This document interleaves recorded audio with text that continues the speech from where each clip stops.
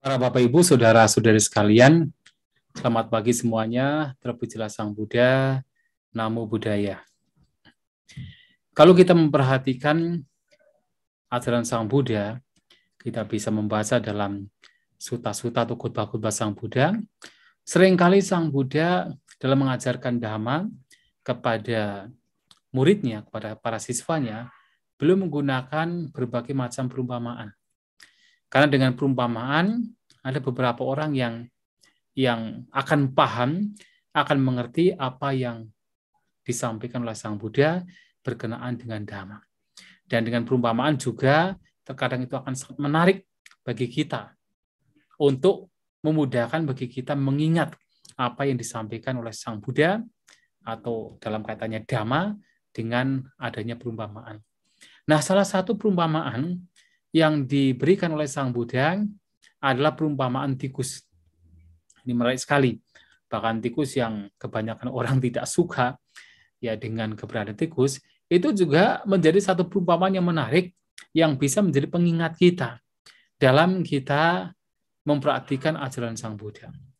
Maka dikatakan bahwa ada 4 jenis manusia yang diumpamakan seperti halnya perilaku tikus. Jadi bukan berarti seperti manusia seperti tikus, tapi ini hanya sekedar perumpamaan untuk memudahkan kita mengingat apa yang mesti kita lakukan. Yang pertama adalah ada tikus yang suka menggali lubang. Jadi dia suka menggali lubang, tetapi dia tidak mau tinggal di lubang tersebut. Itu yang pertama.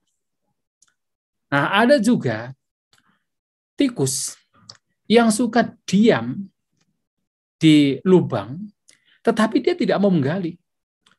Jadi pokoknya kalau sudah ada lubang yang ada, ya sudah dia diam di situ, tapi tidak mau menggali lagi. Nah, itu adalah jenis tikus yang kedua.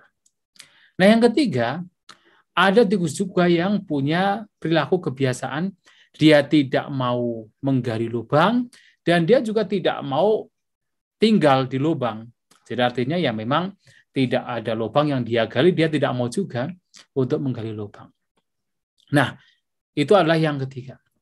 Nah, yang keempat adalah ada tikus-tikus yang dia itu menggali lubang dan memang dia tinggal di lubang tersebut. Nah, ini adalah 4 jenis tikus atau dalam bahasa Pali adalah musika. Musika itu adalah tikus.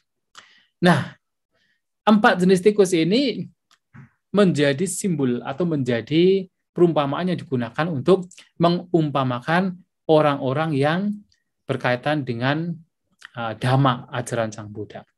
Nah, perumpamaan yang pertama, ada tikus yang suka menggali-gali lubang, tapi tidak tinggal di sana. Adalah seperti seseorang yang suka belajar banyak tentang ajaran Buddha. Digali sana-sini.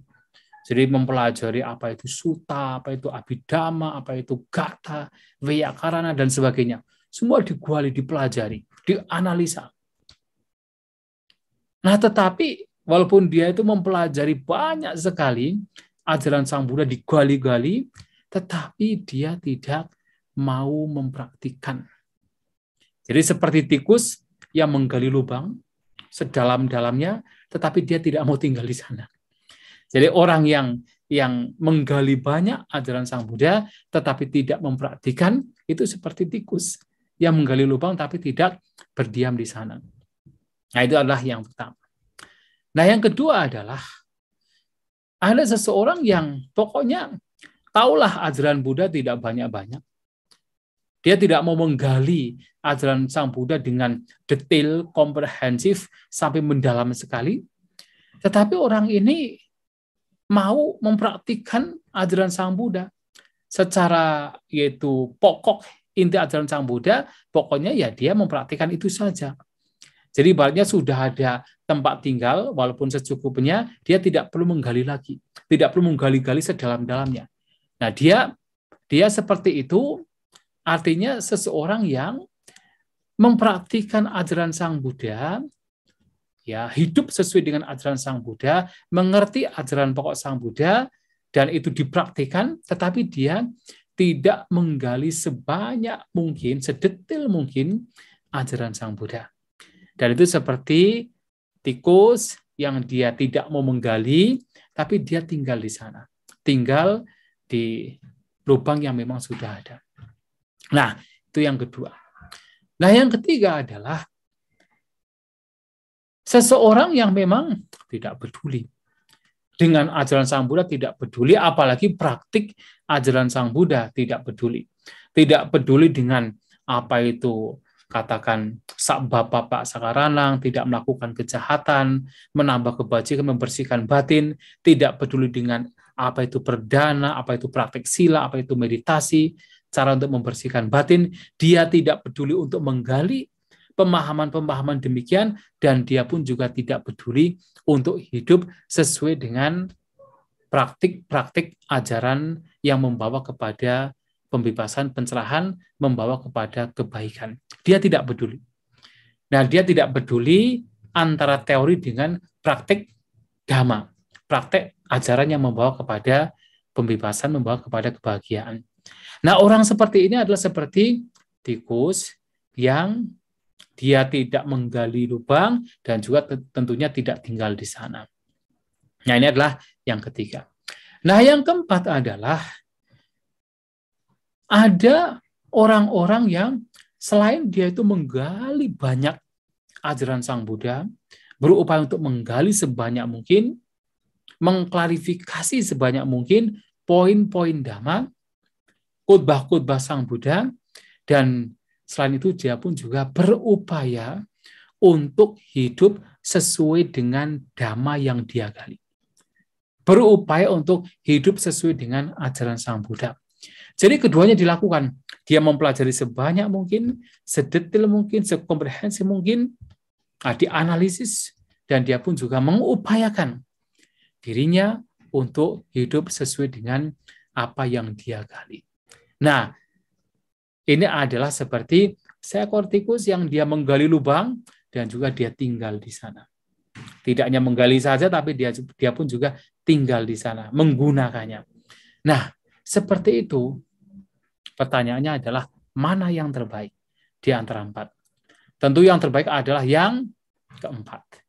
Selain mempelajari banyak ajaran Sang Buddha, menggalinya, mengkultivasi, jadi mencoba mencari tahu sebanyak mungkin ajaran Sang Buddha, nah kemudian dipraktikkan ajaran yang dia gali, yang dia katakan pelajari sampai dengan sangat baik. Nah, itu adalah yang terbaik.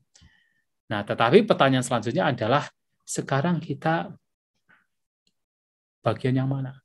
Sekarang kita termasuk yang mana? Yang pertama, kedua, atau ketiga, atau keempat? Apakah kita hanya sekedar belajar saja, menggali saja, tapi tidak mempraktikkan?